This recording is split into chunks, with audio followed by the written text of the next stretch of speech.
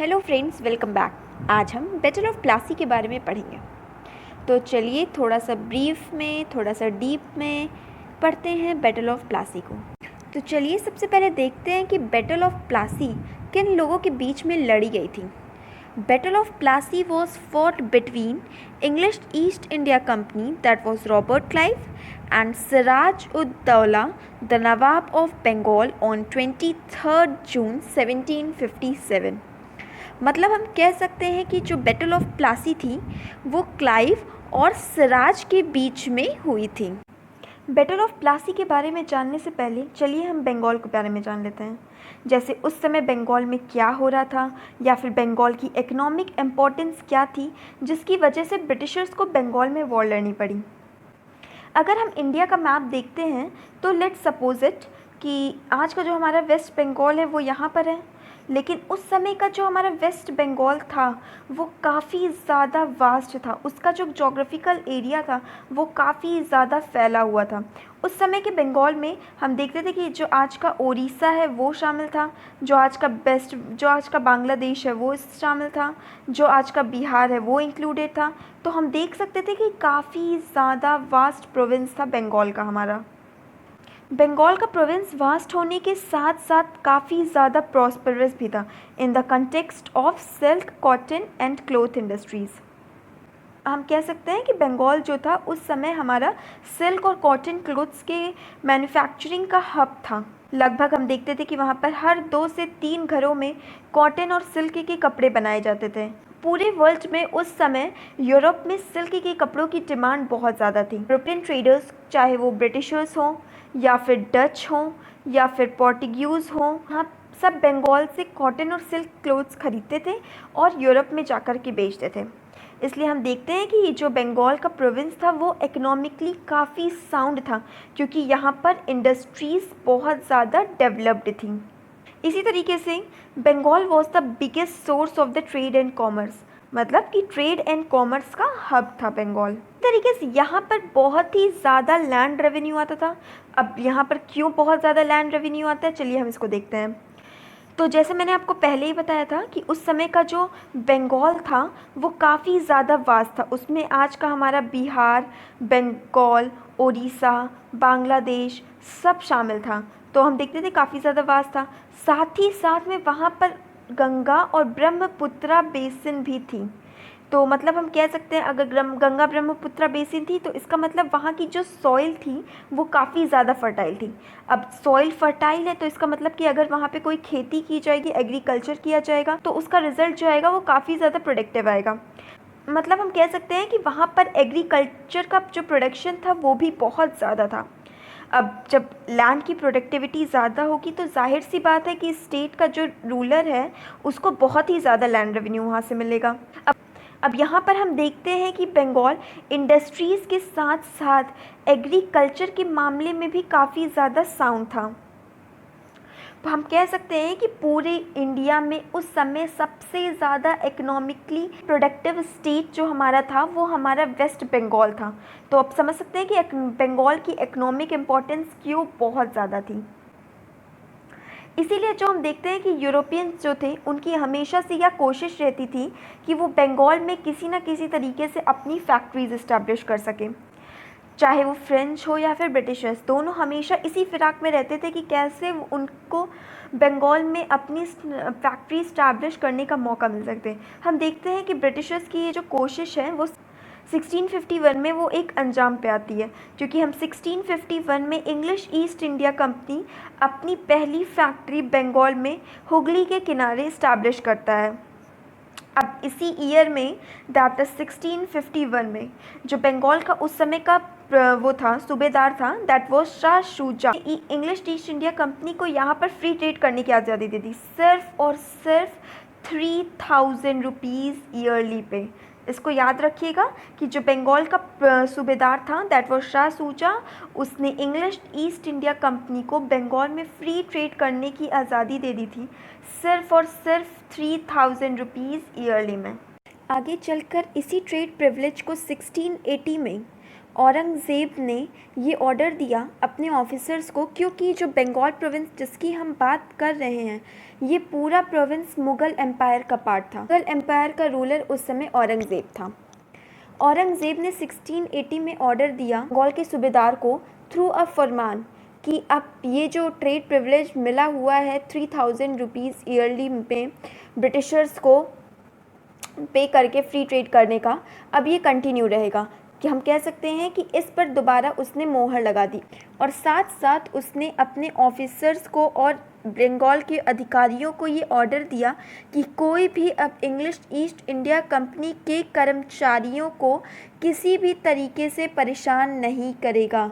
Means उनके trade में किसी भी तरह के हर्डल्स क्रिएट नहीं करेगा। अब यहाँ पर आप सोच सकते हैं कि जब मुग़ल एम्पायर का बादशाह यानी जो इंडिया पे रूल कर रहा है, वो बादशाह ही जब ये कह रहा है कि ब्रिटिशर्स को अब ट्रेड प्रिविलेज हम दे रहे हैं और कोई भी उनके काम में हस्तक्षेप नहीं करेगा, तो हम सोच सकते हैं, देख सकते हैं किस तरीके से यहाँ पर ब्रिटिशर्स की पोजीशन धीरे धीरे काफ़ी बेहतर होते जा रही थी इंडिया में। आगे चलकर 1698 में हम देखते हैं कि जो बंगाल का उस समय सूबेदार रहता है, उसने ब्रिटिशर्स को सूतानाती, कलिकटा एंड गोविंदपुर, ये तीनों ब्रिटिश ईस्ट इंडिया कंपनी को हैंड ओवर कर देता है सिर्फ और सिर्फ 1200 रुपये के बदले में। और आगे चलकर हम देखेंगे कि ब्रिटिशर्स ने इन्हीं तीनों एरिया पे फोर्ट विलियम, जो कि आगे चलकर कलकत्ता काउंसिल का हेड बनता है, उसे डेवलप किया था।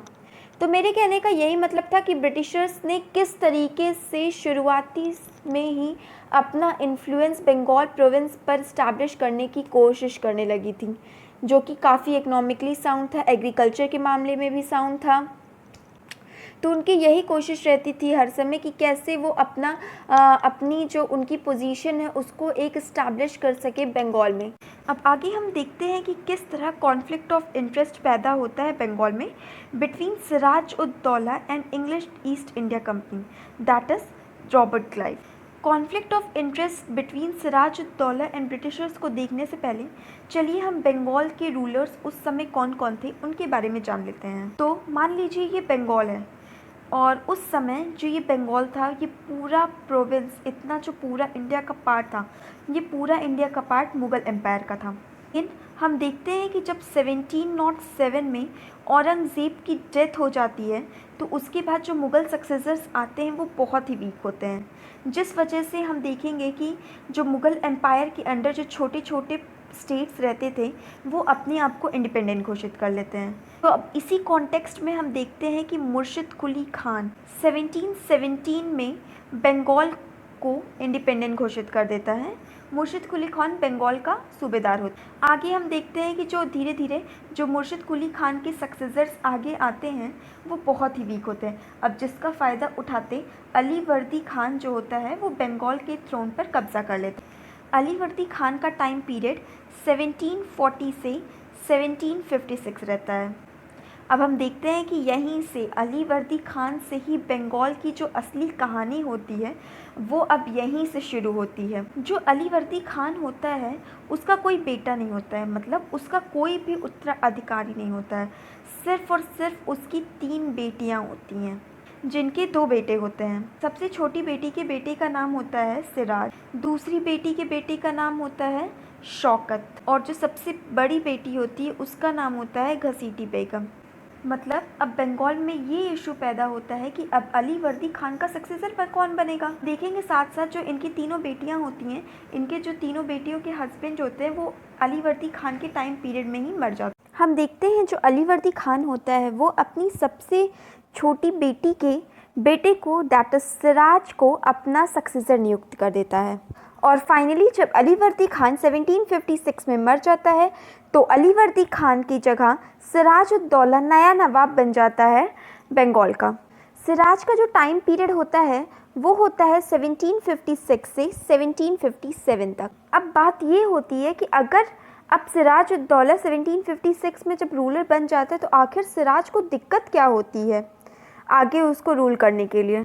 आखिर क्या होते हैं, क्या रीजंस होते हैं जिसकी वजह से कॉन्फ्लिक्ट्स होते हैं, जिसकी वजह से हम देखते हैं इतनी बड़ी battle, that is battle of Plassey fought होती है।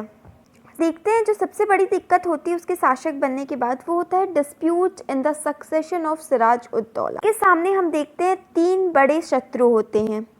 पहला उसका भाई शौकत जंग, दूसरी उसकी मासी Ghaseti Begum, and the third and the most important enemy that was the Britishers. They were the most dangerous enemy. हम देखते हैं कि जो शौकत जंग और घसीटी बेगम होते हैं, ये दोनों एक सक्सेसर बनने के लिए सिराज से लड़ रहे होते हैं। पर यहाँ पर सवाल ये उठता है आपके दिमाग में कि आखिर ब्रिटिशर्स को क्या सिराज से प्रॉब्लम होती होगी, और ब्रिटिशर्स ऐसा क्या करते थे जिससे सिराज को दिक्कत होती थी। तो हम देखते हैं कि शौकत और घसीटी बेगम सिराज के एनिमी हैं, तो जो ब्रिटिशर्स थे वो शौकत और घसीटी बेगम को सपोर्ट करने का काम करते थे। शौकत और घसीटी बेगम के बहुत ही बड़े सपोर्टर और उनको शेल्टर देने वाले ब्रिटिशर्स बन गए थे, जिस वजह से सिराज को बहुत सारी कठिनाइयाँ हो रही थी। जैसे कि हम कह सकते हैं, जब शौकत और घसीटी बेगम को सिराज ने बैटल में हरा करके भेजा था, तो वो ब्रिटिशर्स ही थे जो शौकत और घसीटी बेगम अपने अंडर शेल्टर दिए थे। अब आपके दिमाग में ये हो रहा था, आखिर क्यों ब्रिटिशर्स शौकत और घसीटी बेगम को सपोर्ट करे थे, सिराज को क्यों नहीं?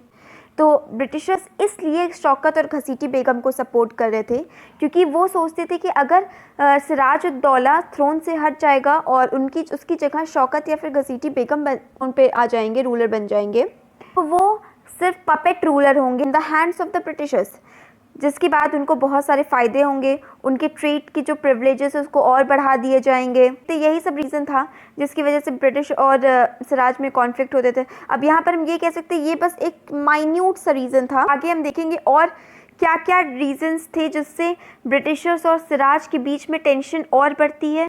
चलिए अब हम आगे के और रीज़न्स देखते हैं। जैसे मैंने आपको पहले ही बताया था कि जो ब्रिटिशर्स होते हैं उनको बहुत सारे ट्रेड प्रिविलेजेस मिले होते हैं, यानी कि जैसे कि वो ट्रेड कर सकते हैं बंगाल में बिना कोई।